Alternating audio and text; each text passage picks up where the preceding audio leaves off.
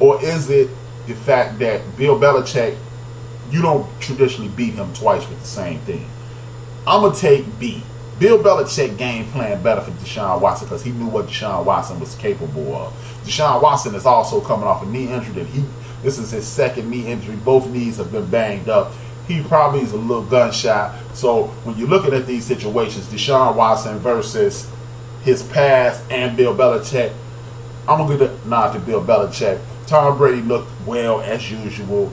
He kicked ass. Tom Brady took almost 300 yards. Lamar Miller had 98 yards, and then Gronk had 123 yards. Lamar Miller's the running back for the Houston Texans, which is almost a good thing because if you're going to have a second-year running back, a quarterback who's a little gunshot, you definitely need Lamar Miller to do his thing. I thought Whitney Merciless, Jadeveon Clowney, and Mr. Three Quarter, 75 cents. That's what I'm start calling J.J. Watt. I'm going to call him 75 cents because the first 3 quarters he's a mud. And we don't know where the other quarter goes, so he only 75 cents. So hopefully they'll get their act together because, man, you don't. Bill O'Brien, I'm starting to question you, man. Are you part of that Belichick curse, or are you a dude who just had a bad Sunday? Hopefully you just had a bad Sunday, and we're going to keep it moving. The next game, jeez, the weave of a Jesus. You had the Tampa Bay Buccaneers play the New Orleans Saints. This game was over in the first quarter.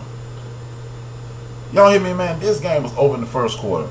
They looked like the Tampa Bay Buccaneers mixed with the New England Patriots. They was up big. They let their foot off the gas, and the score is 48-40. Drew Brees has 439 yards passing. Peyton Bob has 69 yards rushing. Michael Thomas had 180 yards receiving. This game don't even... This score is not indicative of how ridiculous they looked at the end of this game. This game was a blowout in the third quarter. Halftime, this game was over.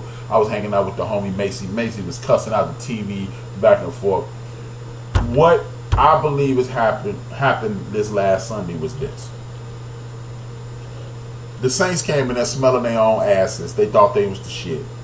And the Tampa Bay Buccaneers surprised them. Ryan Fitzpatrick has the tendency to show up for 2, 3, maybe even 4 weeks at a time, and then when you really need him, when those expectations are ratcheted up, he turns into the damn frog again because he's definitely not Cinderella. The other half of that equation is this. They are trying to get Drew Brees the Peyton Manning touchdown record and the Peyton Manning yards record. So Sean Payton is overdoing it. Alvin Kamara, I think he had 130 some odd yards receiving this weekend. So what he did was step out of the game plan that he laid last year, which is run the hell out of the ball, spread it around to the receivers like he always does, and then let the other team's offense try to trade blows, kind of like the Golden State Warriors do. He got into a throwing contest. The Tampa Bay Buccaneers wasn't having it. And they almost got their ass blown out of their building. We're going to see what's up this week because if you feel not going to run, I understand Ingram isn't there, but if you're not going to run again this week, y'all going to get y'all draws kicked in y'all ass again this week. I'm sorry. Ryan Fitzpatrick, please don't even get involved in the hype about, oh man, this dude is going to be, it's going to be a quarterback controversy when Jameis Winston come back. I was listening to one of the homies show, The Barbershop, on Tuesday night. They covered that. Trust me. Ryan Fitzpatrick has done this at every stop, lit it up until it was time to light it up, and then he fizzled out. It's a wrap. Bam. Boom, down. It's over. We ain't trying to hear that. Now, the next game, man, is with the homie Eli Manning. Eli Manning is getting lambasted. But see, this is the problem I have with the NFL and the NFL fan base. The NFL fan base consistently listen to these numbskulls on TV. And why I call them numbskulls is you're not looking at the big picture. The big picture is Eli Manning was looking pedestrian. The small picture is Eli Manning looked pedestrian. Odell Beckham had 100 some odd yards. Saquon Barkley looked good. Eli Manning is the reason they ain't doing nothing. That's the easiest take in the history of the game. But when you view this from a more than shallow prism, you realize this is what's going on. Saquon Barkley was struggling until he had that 69-yard run. Do not get me confused. I dig Saquon Barkley. Anybody listen to the show know I'm an Eli Manning fan. Yup, Eli Manning fan. Still, me and Anthony Aquarius are in a tie in regards to a bet that Eli Manning will retire with more Super Bowls than Peyton Manning. And if it wasn't for that defense, I'd have won that bet.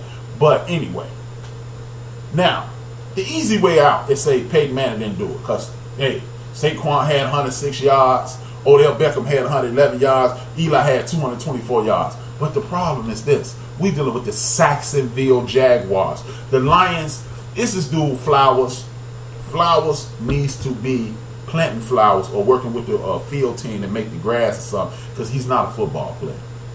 They moved him from left tackle to left guard to right tackle to right, from right guard to right tackle. I don't know what they had. They moved him to right guard because he was stinking.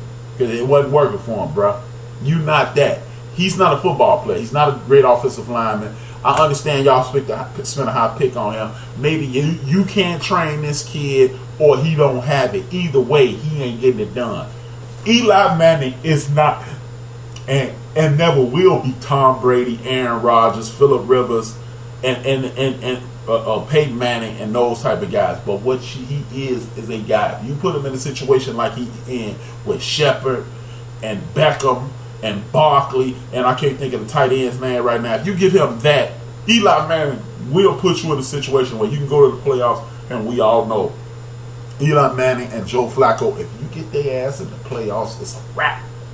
So I don't want to excuse Eli for poor play, but when you got a team called Saxonville instead of Jacksonville and you have a shaky offensive line, I'm sorry. I'm not going to blame the quarterback because y'all can't block. I don't get it. Miss me with that nonsense. I ain't trying to hear. Speaking of missing me, the Kansas City Chiefs told the Los Angeles Chargers to miss me with that. Melvin Gordon, see, the only problem I have with this is we have fallen into a fantasy football-like mentality. And what I mean by fantasy football-like mentality is this. Hold it. Hey, what's up? What's up? What's up, bro? Y'all, follow the Barbershop podcast, Dope Show, every Tuesday. Get it in, y'all. Talk to your boy. Now, the tight end is Ingram. Yeah, Joe said the tight end is Ingram. Ingram is dope, too. Now, again, I'm not taking up for Eli, but at the end of the day, we're looking at a situation to whereas Eli is not the total problem. He's about 35% of the problem. The rest of the problem is that offensive line. Eli ain't going to say it today, but he's not as bad as he looked. Give him some time, and then we can blame him. If you give him some time, then we blame him. Then if he stink with some time, then there's no protecting him. Back to the Los Angeles Chargers versus Kansas City Chiefs. Kansas City Chiefs. Now, what saved the Kansas City Chiefs, if you ask me, partially, it's the fact that Joey Bosa went down. If Joey Bosa's out for the season, there's a lot of people who picked the Los Angeles Chargers to make the Super Bowl that they're going to fall flat on their face. Where the problem that I have is this. Phillip Rivers, a 35-year-old quarterback with very limited mobility and not a very strong arm, had 424 yards passing. That's not what this team is built on. This team is built on Melvin Gordon. If Melvin Gordon only has 64 yards rushing, that is definitely a problem. Now, Patrick Mahomes was slinging that thing all over the yard. Tyreek Hill is looking like he's turned into a real wide receiver. But one of the best catches of the day was into double coverage. That's a rookie mistake. Y'all know I'm a Raider fan and all that, but I'm not the Raider fan that's gonna tell you that these teams are bad and they just tripping. No. Kansas City is an excellent team, and they're coached by a dude who knows. This is what I always tell y'all. There's some coaches that tell you what to do, and there are other coaches that tell you what's coming next.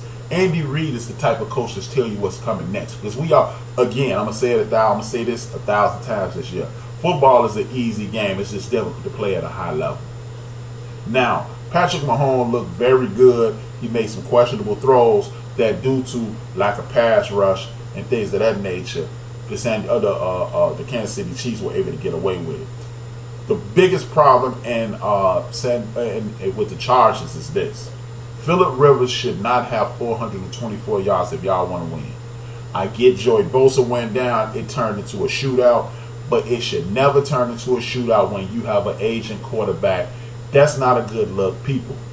People with the Chargers, start running the football more. Put it on Melvin Gordon, and stop. Hey, y'all know I call y'all Groundhog Day because every week the Chargers are down 4 points with one timeout to go and 80 yards, and then you get the same results. Chilling, bro. What's good? What's good? Now, with that being said, what they're gonna have to do is get more ball control. Look, this is not a passing league; it's a completion league. I'm tired of people saying it, but so if the Chargers get their act in order, they can still contend. We're gonna see what's up with Joey Bosa. Hopefully, he's out of a short period of time, not a long period of time. With being out is this: Case Keenum is out of his mind if you think he's gonna continue to play like this. The Seattle Seahawks, what the hell is going on? You got the Seattle Seahawks need to just go ahead and hit the reset button at this point. It's over for y'all. The Legion of Boom is dead. They've exploded. Pete Carroll, you need to get some offensive line work. You got a solid running back, but it's nothing. That's all you have. That's all you have. Emmanuel Sanders checking in, Case Keenum throwing the ball all around the yard. The Denver Broncos are going to be a force. If Case Keenum can just play solid football. You hear that, Mr. O'Brien down in Houston? Case Keenum is actually playing good football, and you the quarterback whisperer. What the hell were you whispering in his ear? You suck? Because I don't understand. Case Keenum go up to Minnesota and get them in the NFC Championship game. If he plays like this, the Denver Broncos are going to be a Super Bowl contender because with Chubbs and my man Von Miller, it's not going to take a whole lot to keep the Denver Broncos in a situation where they'll be contending. Seattle is over. Your number one weapon has hurt his leg. I think he's going to be out 4 to 6 weeks. Russell Wilson is still running like he's still looking like a Benny Hill episode. He's running he's hiking the bucket, snapping the ball, and he's running all over the field trying to make a play. It's over, Seattle. This run is over. This version of the Seattle Seahawks is dead. Time to hit the reset button. Start trading off your assets. You trade away your best offensive lineman in Houston. Why? Because they ain't using them down there. But you trade away your best offensive lineman. You got rid of all the big mouth dudes. It's time to hit the reset button. People, here's the secret. The reason Pete Carroll hit home runs on all those guys from the Legion of Boom is because more than likely Pete Carroll recruited a lot of those brothers trying to get them to come to USC, so he knew what to look at. If that's the case, you need to hire you a fired coach from a big time school, and he'll be able to help your scouting department while you retool that offensive line, get you some more offensive weapons, and move forward. So hopefully Russell Wilson won't waste his career running around looking like the 2K version of Fran Tarkenton. It's not a good look. It is not a good look. With that being said, I'm going to my next 3 guys on the Supreme Court of Overrated Players. It is the 9 top most overrated players in sports history. The first 3 I named for you guys, Steve Largent was number 9. No knock against Steve Largent, but Steve Largent shouldn't have been the first ballot Hall of Famer. All he did was his job. He didn't jump off the screen. I'm sorry, Steve. It goes like that. The next guy I named was Kevin Love. Kevin Love put up big numbers on a consistent basis. I'm a fan, but he's not a dude that you need to be talking about. He's an all-star. He does this and he does that. You got to love Kevin Love. No, you don't. You don't have to love Kevin Love because Kevin Love is a bit it's wildly overrated. The next dude is a dude that a lot of people gonna be mad, but I'm putting their homie, Mr. All HMO, Derrick Rose, big brother, Kyrie Irving. Kyrie Irving has supreme ability offensively. He cannot stay healthy. He got some of the best handle in the league, but no health means you're not doing anything, and you know what? You're too deep into your career for people to still be saying potential. I'm sorry, Mr. Irvin, you are number.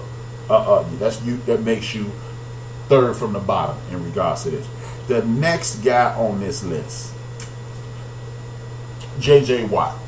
75 Cent it is. You know, you got Curtis 50 Cent Jackson. You got JJ 75 Cent Watts. JJ